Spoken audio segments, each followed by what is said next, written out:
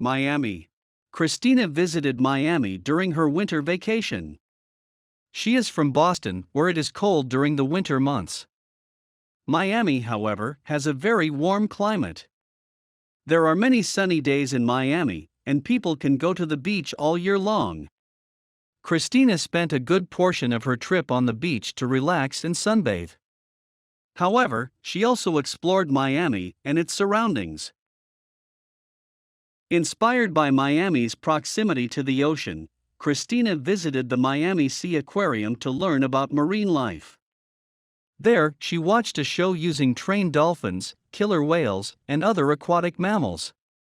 She took a lot of pictures of the sea creatures jumping out of the water and performing tricks. Christina also took an excursion to the Everglades National Park. This park is a protected area spanning 1.5 million acres. Because the park is mostly swampland, it is home to many reptiles. Native animals include snakes, alligators, and crocodiles. The park is also great for birdwatching. Christina enjoyed hiking the trails in the Everglades and observing the wildlife in its natural environment. When Christina returned to the city, she visited Little Havana. This is Miami's Cuban neighborhood.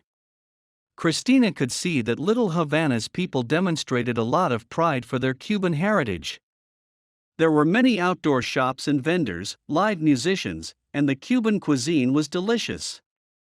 Little Havana was Christina's favorite part about her trip to Miami. This neighborhood made Christina feel like she had traveled to Cuba without ever having to leave the United States. Did you understand the text? It's time to answer the questions.